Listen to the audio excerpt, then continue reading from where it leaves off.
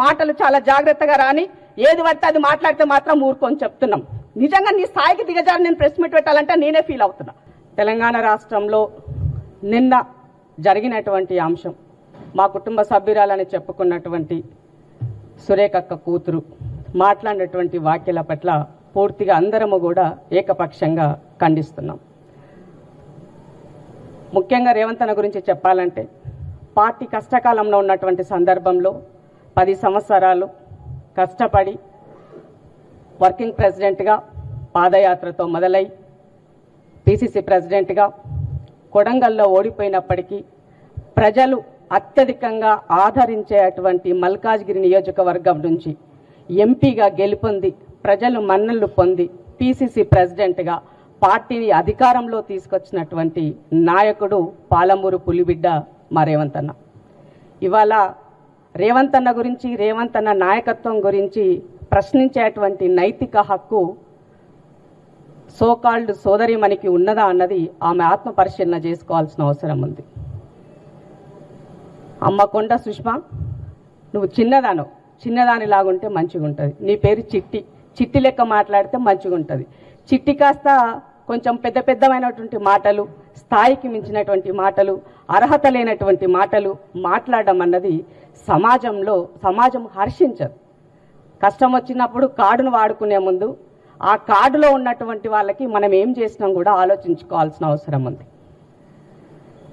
మీరు వరంగల్ నియోజకవర్గంలో అక్క బర్త్డే అనే సంతోషం కూడా ఉండకుండా పిల్లలు ఎప్పుడు కూడా తల్లిదండ్రులకి పేరు తెచ్చే విధంగా, వన్నె తెచ్చే విధంగా మెదులుకోవాల్సిన అవసరం ఉంది.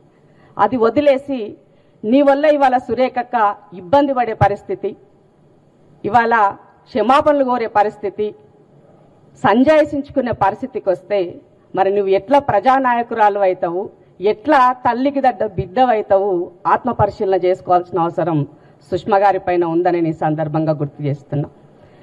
నీవు మా అక్క బిడ్డవు కాబట్టి ఆ రెస్పెక్టబుల్ వర్డ్స్తో మాట్లాడుతున్నాం. ఇంకొకరు వేరే రకమైన అయితే మా భాష ఇంకో రకంగా ఉండేది. ఎందుకంటే కుటుంబ సభ్యులను గౌరవించుకోవాల్సినటువంటి బాధ్యత, నైతికత కాంగ్రెస్ కుటుంబంలో క్రమశిక్షణతో ఉన్నటువంటి ప్రతి కార్యకర్త అదే రకంగా ఉంటారు.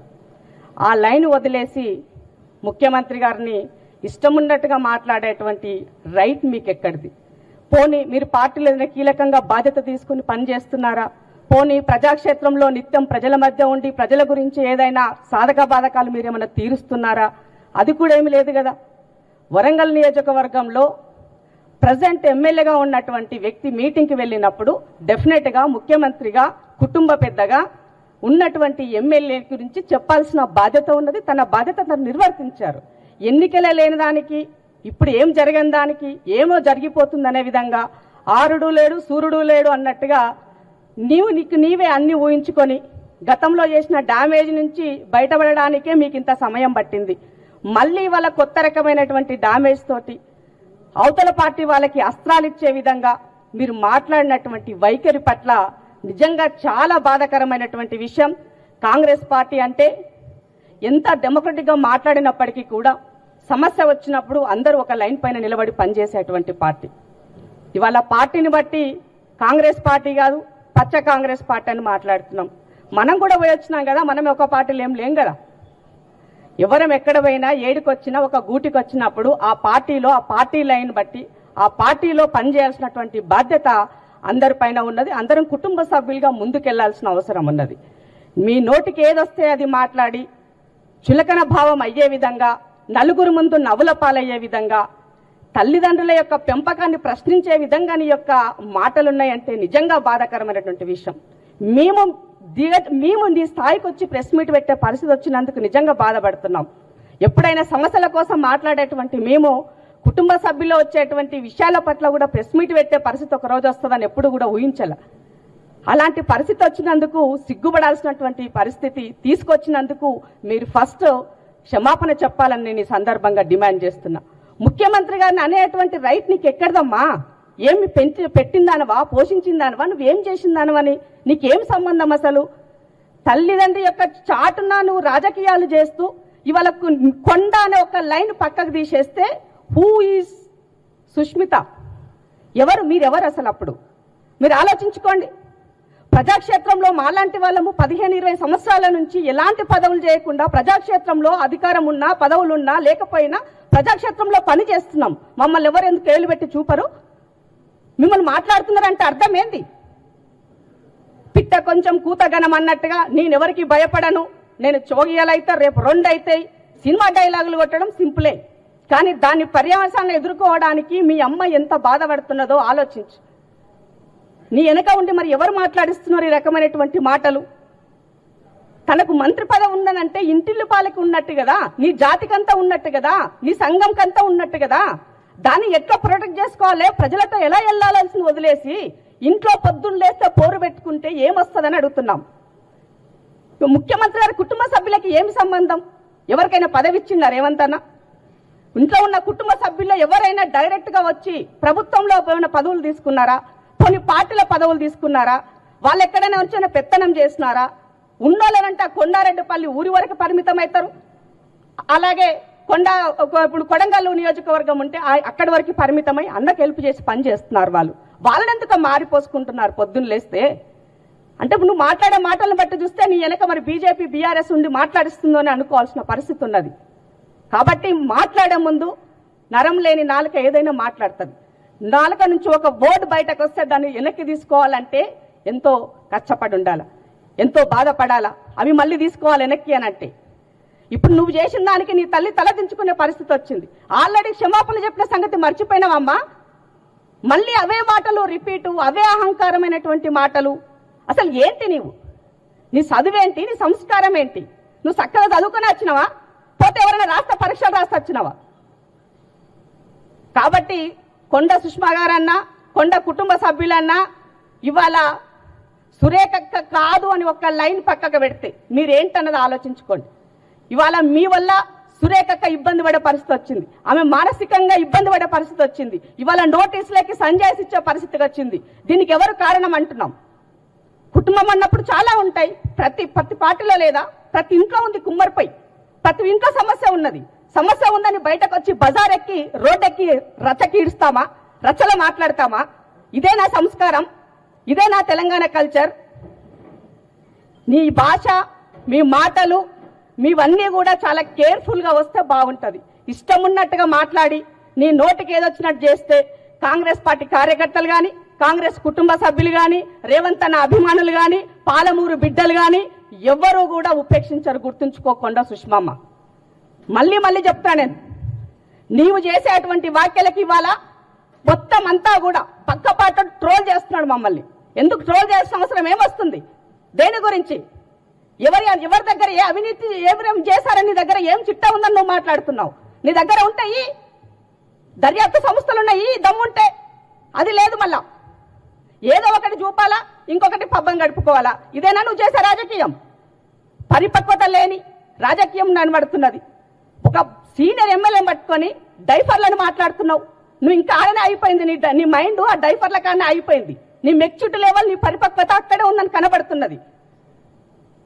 ఏదో ఘాటుగా మాట్లాడితే సినిమా డైలాగులు వదిలేస్తే నన్ను వెనక నుంచి ఎవరు నన్ను బెదురుకుంటారేమో, మమ్మల్ని ప్రొటెక్ట్ చేస్తారేమో అంటే అది తప్పమ్మా. సొసైటీలో, సమాజంలో ప్రజల కోసం పని చేసినటువంటి వాడు లీడర్ అవుతాడు. లేదు అంటే రౌడీయిజం, గుండాయిజం దాని కొంచెం చేయాలనుకుంటే అది ఇంకో రకంగా మాట్లాడుకుంటారు. మీ అమ్మ నాయన ఈడి దాకా వచ్చినారంటే ఎంత కష్టపడి ఎన్ని భరిస్తే ఈడి దాకా వచ్చి ఉంటారు. అలా పేరును పూర్తిగా దిగజార్చే విధంగా నువ్వు రాజకీయాలు చేస్తున్నావు. ఎస్, రేవంత్ అన్న నీ ఇంటికి వచ్చి ఉండొచ్చు, అడిగుండొచ్చు. అంత మాత్రాన అవహేళనగా మాట్లాడాలా?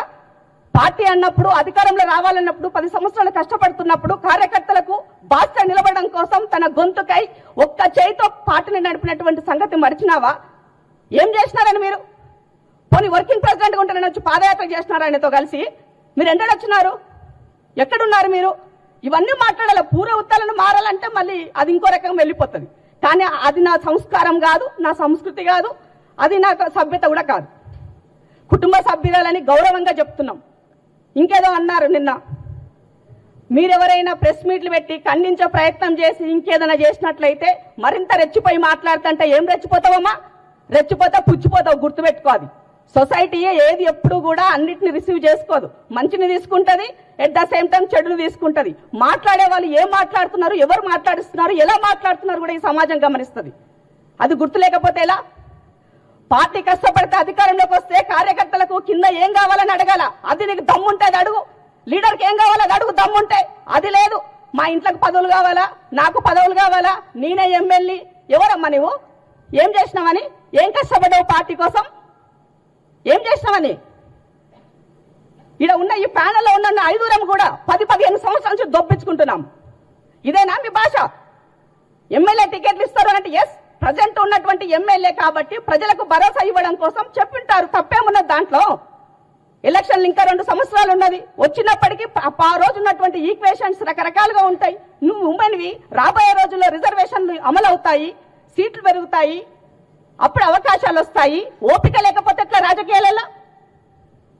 ఏది నోటికి ఏమొస్తే అది మాట్లాడి నేను ఎవరికి భయపడను, నేను పెద్ద హీరోయిన్ని, ఏంటమ్మా అది? రాజకీయ డైలాగులు, సినిమా డైలాగులు అందులో పనిచేస్తాయి కానీ ప్రజాక్షేత్రంలో పనికిరావు చెల్లే.